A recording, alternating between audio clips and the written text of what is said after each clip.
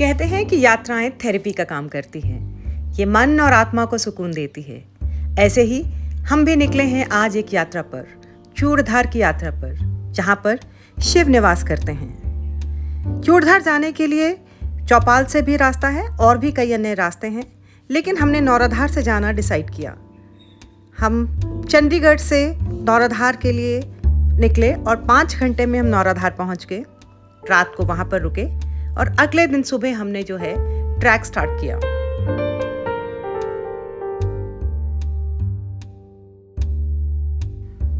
हमने नौराधार से सुबह एक लोकल टैक्सी ले ली, जिससे हमारा कम से कम 2 किलोमीटर का ट्रैक बच गया। और टैक्सी ने जहां हमें ड्रॉप किया, वहां से फर्स्ट कैंप पॉइंट, जिसको पहले कहते थे, जहां से फॉरेस्ट एरिया शुरू होता है, वहां पर टोटल मिलाकर हम 40 मिनट्स के करीब वहां पहुंच गए। हमने नौराधार से जाना इसलिए डिसाइड किया क्योंकि कहते हैं कि ये ईजियर ट्रैक है, लेकिन टाइम थोड़ा ज़्यादा लगता है। तो हम भी अब चूड़धार के लिए पूरी तैयारी के साथ ट्रैकिंग के लिए रेडी हैं। और ये वाला रास्ता है, बस यहाँ से हमको ऊपर जाना है। हमें हर तरह का रास्ता मिला, चढ़ाई भी, उतराई भी, सीधा भी, आसान भी और बहुत मुश्किल भी।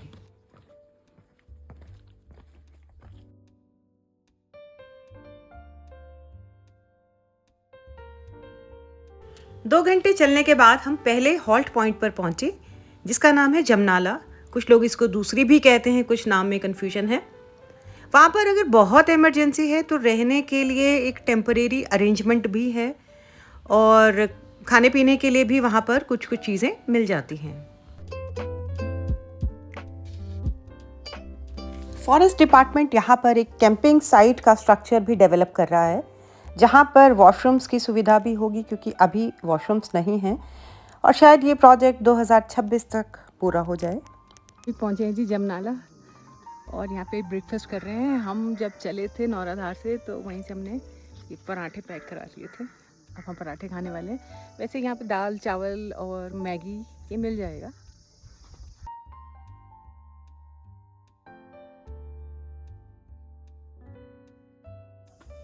दुकान है, क्या क्या है जी आपके पास खाने के पीने के लिए? खाने के लिए मैगी, दाल चावल, चाय, बिस्कुट।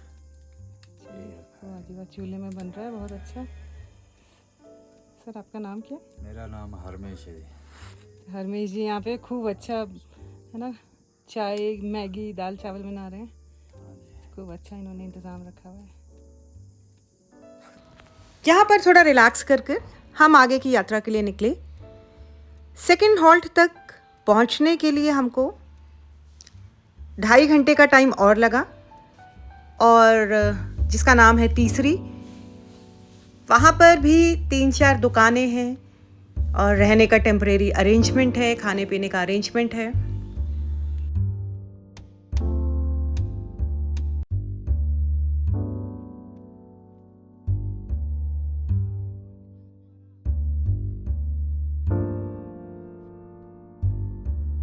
हम पहुंच गए हैं सेकंड बेस कैंप पर, और हम सुबह चले थे 8:45, और 1 बजे जो है ऑलमोस्ट 7 किलोमीटर्स हम यहाँ पर पहुंच चुके हैं।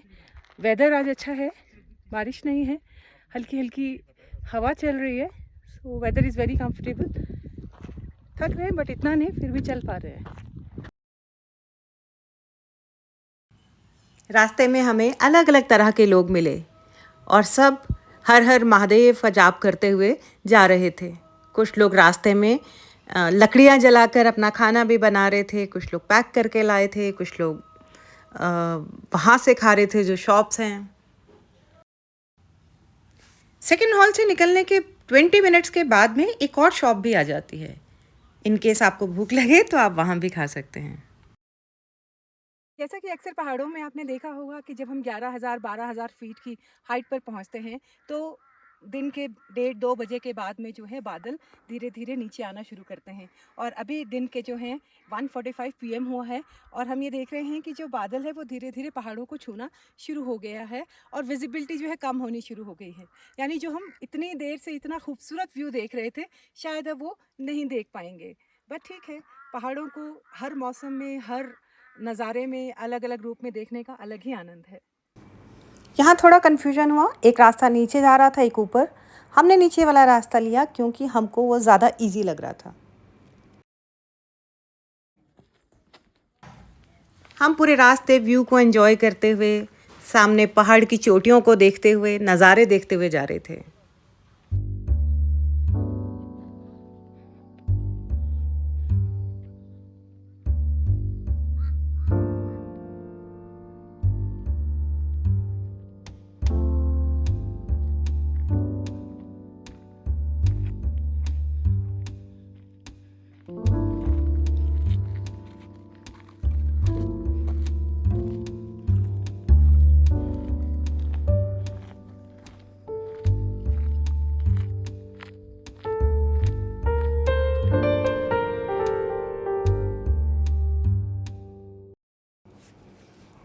अगर आप वीडियो में देख सकते हैं तो आपको ग्रेटर हिमालय रेंजेस नज़र आएंगी और वहाँ से किन्नर कैलाश, केदारनाथ, श्रीखंड, ये सब नज़र आता है। नीले आसमान में बादल यूँ नज़र आ रहे हैं जैसे आज वो पहाड़ की चोटियों से मुलाकात करने आए हों।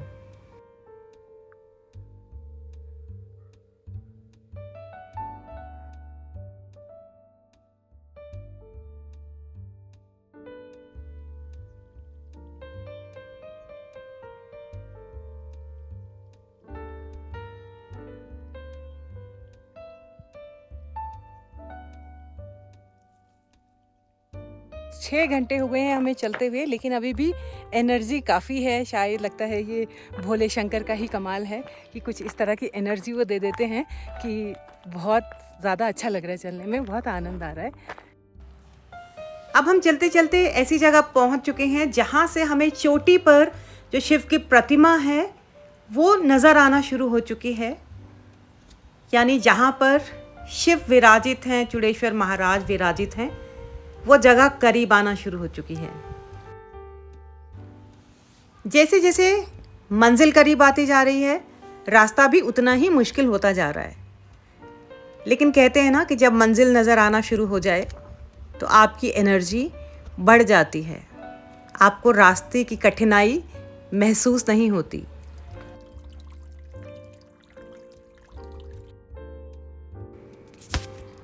हमको देखिए ये ऊपर जाना है जहाँ पर बादल नज़र आ रहे हैं। हम ऑलमोस्ट 7 घंटे से चल रहे हैं और अब ज़्यादा नहीं है, शायद 30-40 मिनट्स का रास्ता बस और है।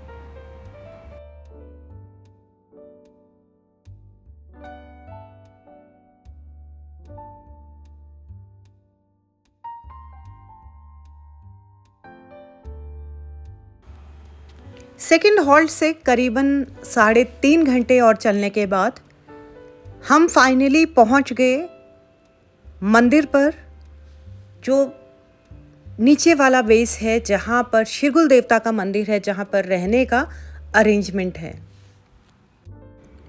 यहीं पर जंक्शन है जहां पर एक नीचे का जो रास्ता है वो शिरगुल देवता के मंदिर की ओर चला जाता है और दूसरा जो ऊपर का रास्ता है वो चूड़धार में जो शिव की प्रतिमा है वहाँ पर चला जाता है। और यहाँ से 45 मिनट रफली लग जाता है, लेकिन हम यहाँ पर सुबह जाने वाले हैं।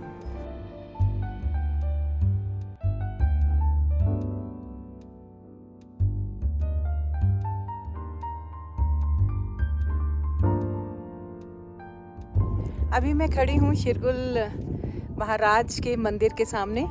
आज हम 7.5 घंटे की यात्रा करके पैदल चलकर यहाँ पहुँचे हैं और यहाँ पे बहुत सुंदर हमको जो है रहने के लिए कमरा मिल गया है, तो आज हम यहीं रहने वाले हैं। और 6:30 के करीब यहाँ पर मंदिर में आरती हुई और बहुत शुभ मतलब टाइम था कि हम भी उस टाइम में आरती देख पाए। बहुत सुंदर आरती हुई, बहुत अच्छे से दर्शन हुए और बहुत ही आनंदमयी जो है यहाँ का वातावरण है। मंदिर कमेटी की ओर से यहाँ पर रहने के लिए धर्मशाला, डॉर्मेट्री और इंडिपेंडेंट रूम्स भी हैं। हमें एक रूम मिल गया जो काफ़ी कंफर्टेबल था और हमें उन्होंने खूब सारे ब्लैंकेट्स भी दे दिए क्योंकि वहाँ पर ठंड काफ़ी थी। और रात को जो है हमने भंडारे में बहुत अच्छे से खाना खाया। भंडारा यहाँ पर सुबह और रात को दोनों टाइम लगता है। अगली सुबह चलने से पहले हम फिर से एक बार शिरकुल देवता के दर्शन करने के लिए पहुँचे और इस बार मैंने ऐसे रिचुअल्स, ऐसे लोकल रिवाज देखे जो मैंने अपनी पूरी ज़िंदगी में कभी नहीं देखे थे। वहाँ पर बहुत से लोग अपनी कमीज़ उतार कर ठंडे पानी के छींटे और ले रहे थे और उसके बाद लोहे की जंजीरों से अपने आप को मार रहे थे।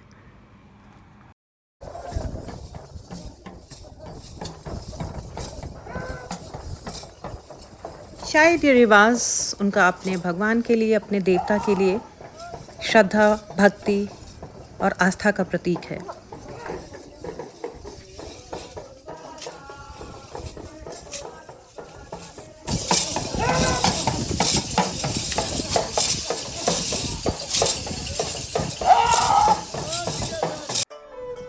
शिरकुल देवता के दर्शन करने के बाद हम चल पड़े चूड़ेश्वर महाराज, यहाँ पर शिव की प्रतिमा है, शिव जी जहाँ पर विराजित हैं, वहाँ पर दर्शन करने के लिए। ये काफ़ी पथरीला रास्ता है और थोड़ा सा मुश्किल है। हम करीब 45 मिनट्स में वहाँ पर पहुँच गए। रास्ते में कई श्रद्धालु मिले जो हर हर महादेव और चूड़ेश्वर महाराज की जय कहते हुए जा रहे थे और कुछ लोग रुककर वहाँ पर पहाड़ी नाटी भी कर रहे थे।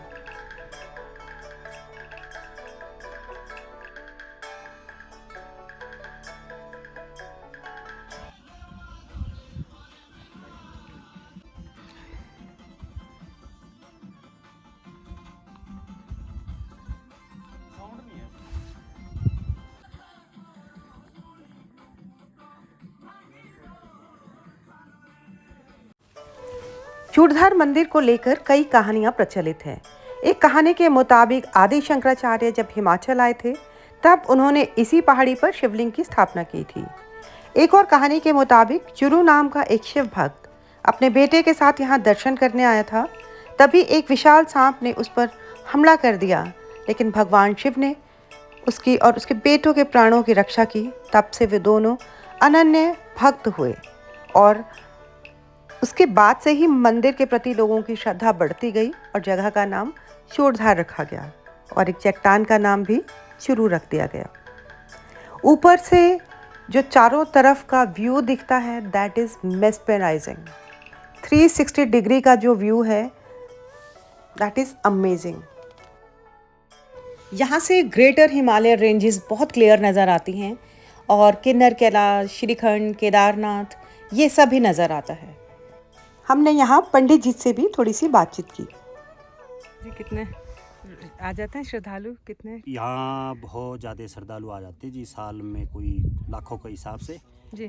और अभी यहाँ एक बहुत बड़ा महापर्व हुआ जी। गुरु स्थापना हुई यहाँ जी, कोई 52 वर्ष के बाद हुई। अच्छा। जिसमें से कि कोई 30-35 हज़ार से ज़्यादा अच्छा। श्रद्धालु आए हुए थे। जी जी जी। और यहाँ का व्यवस्था प्रशासन की ओर से भी अच्छी रही। जी जी। और कोई किसी को कोई क्षति नहीं, कोई अच्छे जैसे भी भगवान की कृपा हुई, महादेव की कृपा रही, बड़ा शुभ रहा, बहुत शुभ रहा, बहुत ही आनंदमय बना जी वो दृश्य कि मतलब आज तक ऐसा मतलब कोई बुजुर्ग भी बताते नहीं कि ऐसा भी हुआ होगा। जैसी महादेव की कृपा रही, मतलब 3-4 दिन से रसोईया जो भी थे हमारे यहाँ के, उन्होंने बहुत गजब व्यवस्था रखी जी यहाँ पे। अच्छा। महादेव की कृपा ऐसी बनी रही कि आनंदमय हो गया जी, आनंदमय। वाह जी। तो यहाँ का जैसे भी प्राचीन मंदिर है यहाँ का जी, कोई आज से पता नहीं किस युग से होगा। यहाँ नीचे जो हमारा प्राचीन मंदिर है वहाँ शिवलिंग की उत्पत्ति हुई है, वहाँ जल भी वहीं बाहर बावड़ी में है, वो भी कभी सूखता नहीं है जी, चाहे जैसा भी मर्जी हो वो जल बढ़ता रहता है। जैसे श्रद्धालु आएंगे उसी हिसाब से वो जल बढ़ता रहेगा। वहाँ जो भी श्रद्धालु आते हैं वहाँ उसका थोड़ा आचमन लेके स्नान करके थोड़ा जल गिरा के बहुत ही आनंदमय हो जाता है। आनंद दर्शन करके फिर हम निकले अपनी वापसी की यात्रा में और वापसी में भी तरह तरह के लोगों से हम मिलते रहे, उनसे बातचीत करते रहे और देखिए कितनी भारी भारी चीज़ें उठाकर वो ऊपर चढ़ते हैं और हमारे लिए सिर्फ अपना एक बैकपैक लेकर चढ़ना भी बहुत मुश्किल हो जाता है। रास्ते में दाल चावल खाया और लेकिन फॉग हो गई थी तो वापसी में हम उतना एंजॉय नहीं कर पाए आसपास की जगहों को। बीच में थोड़ा सा रेस्ट के लिए रुके और जो प्रसाद थोड़ा सा लेकर आए थे वो हमने रास्ते में जो भी पक्षी जानवर मिले उनके साथ भी बांटने की कोशिश की।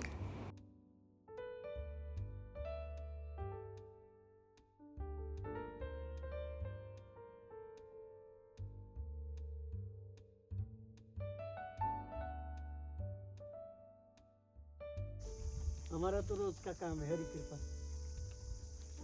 शाबाश शाबाश, हाँ हाँ, ला ला ला, घबराओ नहीं, बिल्कुल सकते रहो फट्टे। फिर चले हम अपने सफ़र पर और फाइनली हम पहुंच गए नौराधार। हमने 6 घंटे में नीचे का सफ़र पूरा कर लिया है। यात्रा अच्छी रही है। नौराधार मार्केट में ये जगह है जहां से लोग यात्रा शुरू करते हैं।